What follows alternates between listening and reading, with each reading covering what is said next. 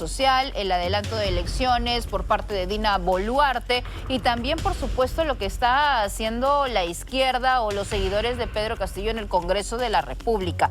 Vamos a saludar cordialmente a Miguel Antezana, quien ha esperado esta entrevista y que definitivamente pues tiene un análisis interesante el día de hoy que compartir con nosotros. ¿Cómo estás, Miguel? Muy buenos días, bienvenido. Buenos días, buenos días, ¿cómo están? Bueno, el mensaje... ¿Por dónde empezar? Veamos primero con el mensaje. ¿Qué le ha parecido el mensaje de la presidenta Boluarte? Bueno, yo creo que ha sido un poquito tardío porque han esperado muchas horas después que los sucesos que han estado en todo el país, en el sur y centro del país, han estado convulsionando y hasta ahora todavía se mantiene. Sin embargo, yo creo que ha sido prudente el llamar a las elecciones o adelanto de elecciones para abril del 2024. Hay gente que ya está diciendo, no, tiene que renunciar ahora, tiene que ser antes, y eso no es posible. Explíquele a las personas que nos están viendo y que tienen esa narrativa.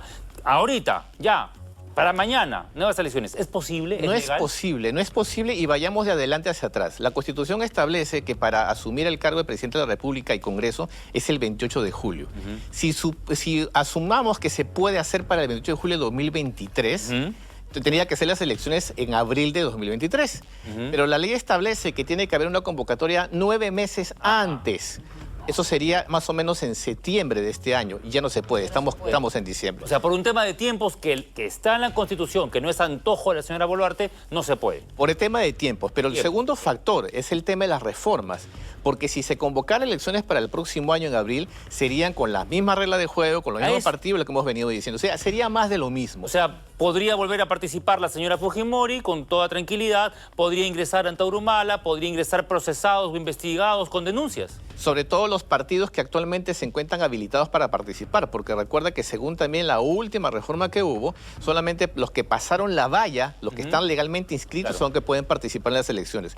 Entonces tendríamos precisamente el círculo vicioso de volver a lo mismo. Figuritas. Si la gente no quiere la misma gente, van a tener a la misma gente candidateando y seguramente a la misma gente en el poder. Entonces no se puede. El anuncio de Dina Boluarte es importante desde esos dos aspectos. Uno, por adelanto de elecciones, ¿no? Porque escucha al pueblo y escucha este pedido, este clamor popular. Pero dos, porque ella misma lo ha explicado, con una ley de reforma del sistema político, ¿no es cierto? Con una ley que implique reformas constitucionales para que las elecciones del 2024 no sean bajo las mismas reglas. Exactamente. Y sobre todo también tomar en cuenta lo que la gente quiere.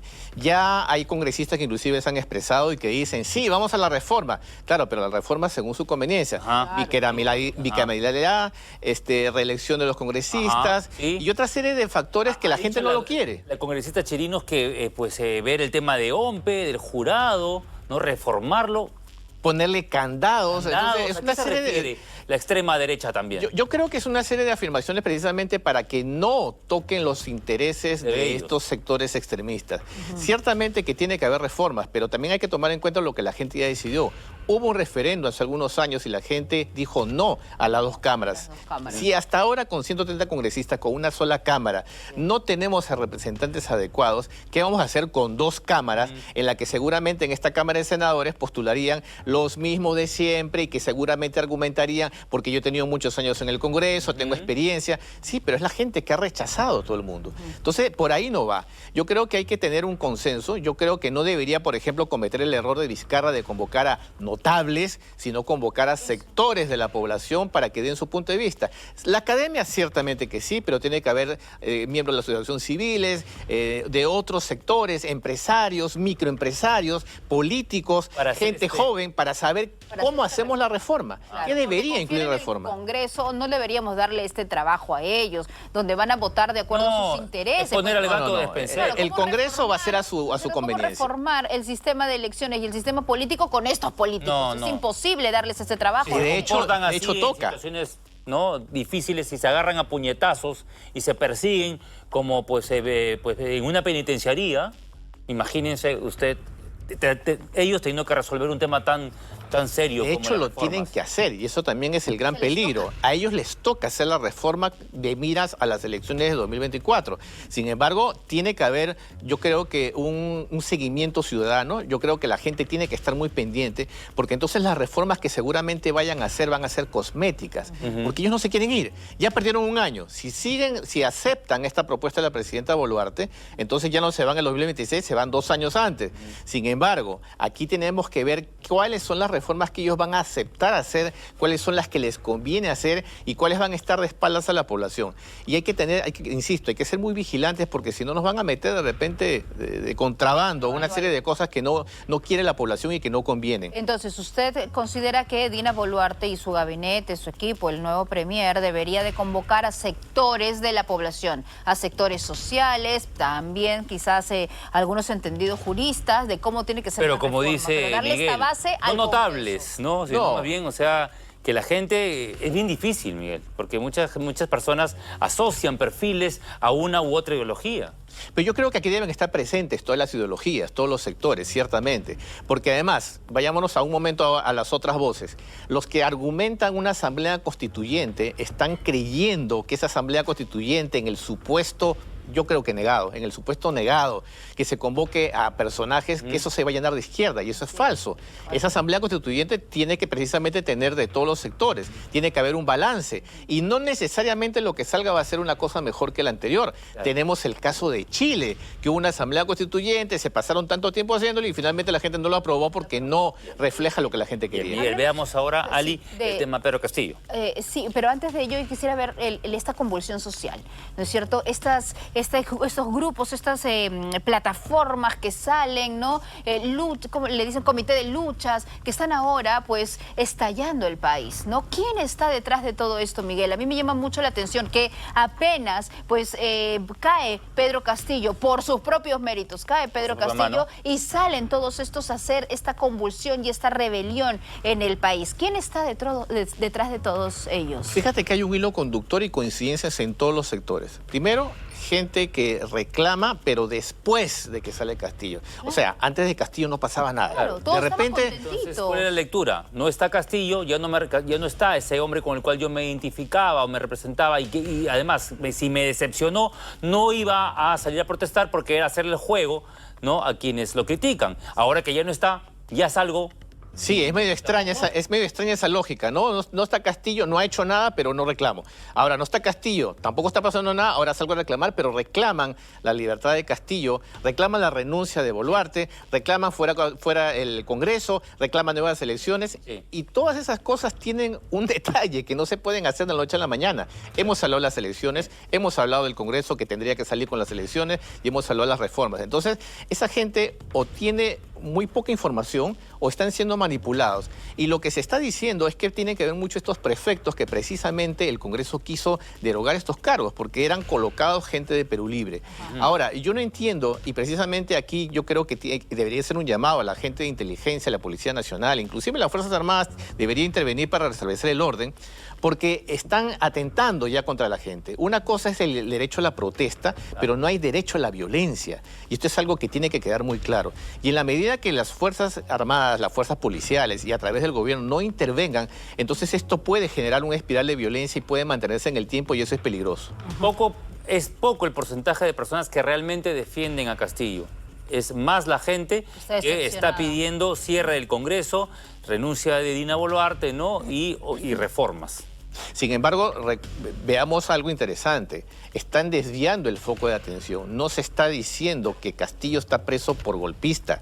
Están desviando el foco hacia el cierre del Congreso de las elecciones. Oye, pero acuérdate, Castillo está preso por golpista, por romper el hilo constitucional. Entonces, esa manera de tratar de seguir victimizando y tratar de no fijarse en el fondo de las cosas es lo que precisamente asusa a estas personas a generar estos disturbios en todas las partes del país. El día de ayer... La falta de información completa también. Pues. Claro, porque si dijeran también, protestamos también contra este señor golpista que quiso romper, pero no se toca para nada ese tema. Claro. El día de ayer, pues en el Congreso se vio justamente este proyecto y fue aprobado el proyecto para que Castillo sea pues procesado, ¿no?, ya sin un antejuicio. Sí, yo creo que hay que verlo con mucho cuidado. De hecho, hay posiciones juristas, constitucionales que son totalmente distintas. Lo que es cierto es que el señor Castillo ya no es presidente de la República, que el señor fue detenido en flagrancia cuando estuvo rompiendo el hilo constitucional. Y aquí todas esas voces de que estuvo drogado, que no sabía lo que leía, que estaba en otro mundo, eso en realidad no tiene sentido, porque él estaba utilizando las prerrogativas que el poder le daba. O sea, no es que una persona se paró ahí a hablar con un megáfono en la Plaza de Armas. Es un señor que ostentaba el cargo, que llamó a un canal de televisión para que transmitiera un mensaje a nivel nacional y utilizando ese poder de mala manera, cometió un intento de una golpista. Entonces, hizo además llamadas, Miguel, hay que recordar eso, que ya se ha revelado, ¿no?, al jefe de la policía para que detengan a la fiscal de la Nación, para que tomen algunas acciones. Exactamente. El que las Fuerzas Armadas no lo hayan apoyado y que todas las demás instituciones hayan reaccionado a tiempo, no quita el delito que él cometió.